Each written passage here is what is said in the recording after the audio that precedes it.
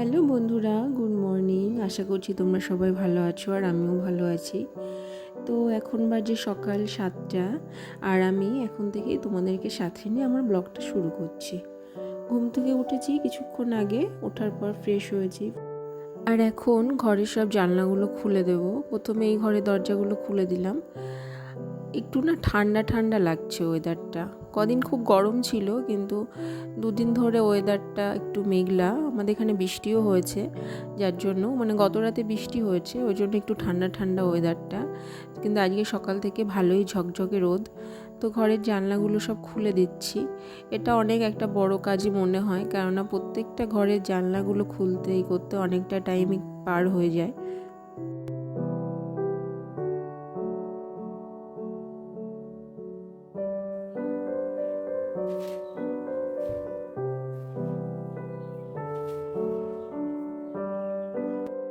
কালকের কাঁচা জামা কাপড়গুলো ভেজা ছিল, ওই জন্য বারান্দায় মেলে রেখেছিলাম। কাল শুকায়নি, কিন্তু আজকে দেখো সকাল থেকে রোদটা ভালো পেয়েছে, তো অনেকটাই শুকিয়ে গেছে।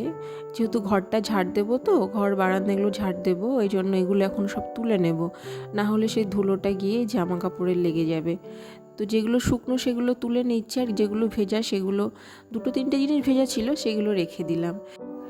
এখন প্রথমে ঘরটা ঝাড় দিয়ে নেব। ছেলে এখনও ঘুমোচ্ছে, ওই জন্য বিছানাটা এখনও তুলতে পারেনি, বাসি বিছানা গোছানো হয়নি। তা ঘরটা আগে ঝাড় দিই, তারপরে ওকে ঘুম থেকে তুলব।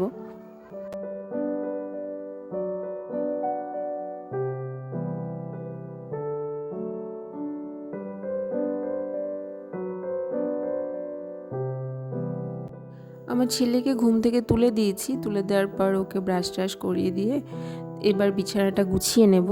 আর তারপরে আমিও কিছু খাবো, সকালে যেটা খাই, চা বিস্কিট যেটা খাই সেটা খাবো, আর ওকেও খাইয়ে দেবো।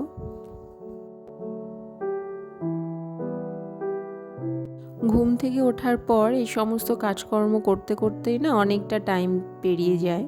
তো 7টা থেকে শুরু করেছি, এখন প্রায় 8:45 মতো বাজে, 9টার কাছাকাছি। তো এখনও কিছুই খাওয়া হয়নি। আসলে ছেলের জন্য ওয়েট করছিলাম যে ওকেও খাওয়াবো, নিজের সঙ্গে সঙ্গেই খাবো। তো যাই হোক, এখন এই কাজটা করব, তারপরে আমি রান্নাঘরে চলে যাব।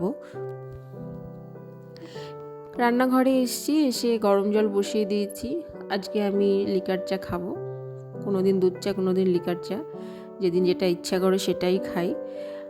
আর এরপরে ওর জন্য খাবারটা রেডি করব, তারপরে ওকেও খাইয়ে দেবো, সঙ্গে সঙ্গে আমিও চা বিস্কিটটা খেয়ে নেব।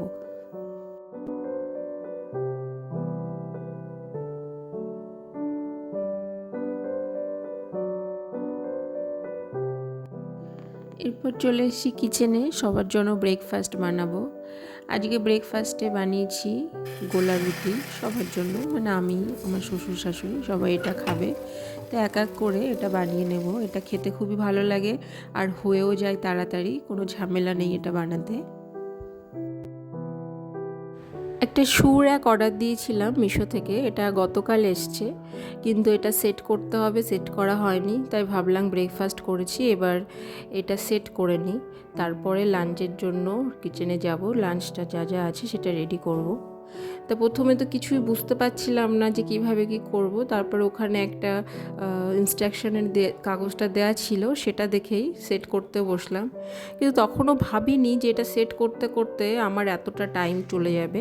যাই হোক, এই কাজটা ভাবলাম যখন ধরেছি তাহলে কমপ্লিট করেই নিই, কেননা এখন যদি এই কাজটা হাফ রাস্তায় ছেড়ে দিই না, এরপর আর এটা আজকেও কমপ্লিট করা হবে না।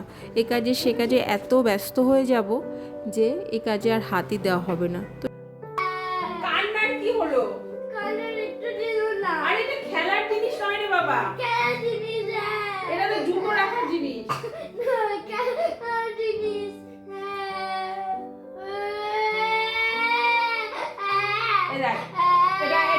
এটা হলো শু, জুতোর জন্য একটা ঘর হয়ে গেল। ওয়াও! আমার ছেলে এটাকে ওর খেলনাঘর ভাবছিল। ও বলছিল যে মা, এটাতে আমি আমার টেডি বিয়ারগুলো, খেলনাগুলো রাখবো, ওই জন্যই কান্না করছিল যে ওকে ওটা দিতে হবে। তো দেখো শেষমেশ এটা রেডি করেছি। আর এটা যাই হোক, যে দাম সেই হিসাবে ঠিকই আছে, জানি না কতদিন এটা স্টে করবে, টেকসই হবে জিনিসটা। তো এরপরে জুতোগুলো ওখানে সব সেট করে দিলাম।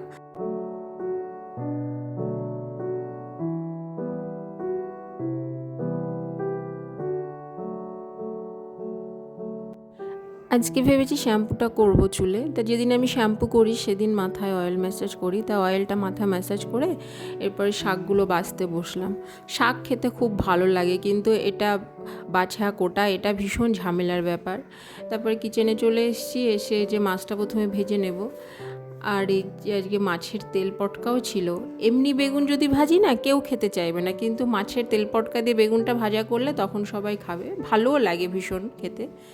আর এই যে মাছ দিয়ে আলু দিয়ে ঝোল,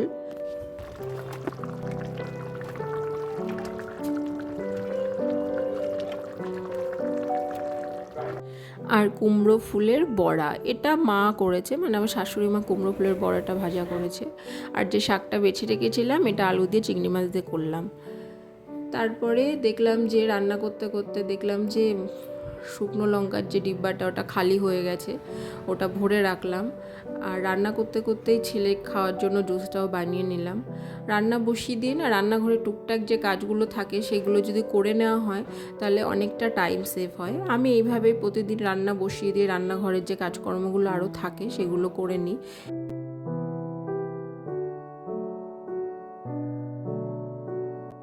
জুসটা এনে ছেলেকে খেতে দিয়েছি। তারপরে দেখলাম যে সিঁড়িটা প্রচণ্ড নোংরা হয়েছে।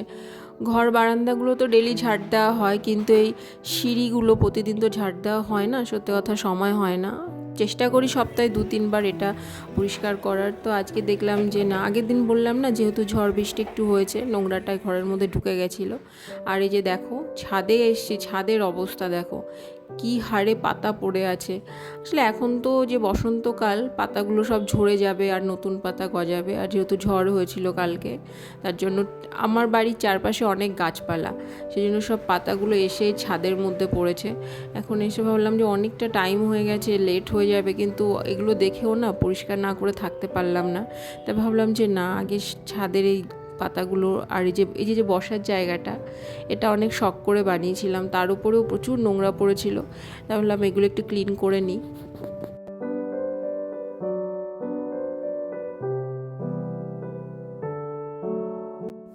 বসার জায়গাটা ঝাড় দিলাম, কিন্তু তাও নোংরাটা যাচ্ছিল না। তারপর ওটা একটু মুছে নিলাম।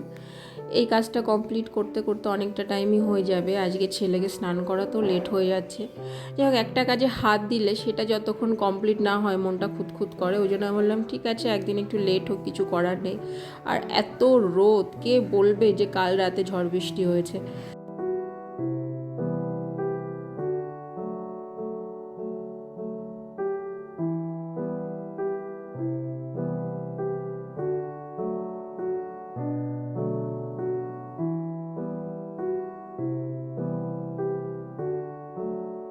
সুন্দর ঘরবাড়ি দেখতে আমাদের প্রত্যেকেরই ভালো লাগে, সুন্দর সাজানো গোছানো সব কিছু পরিপাটি।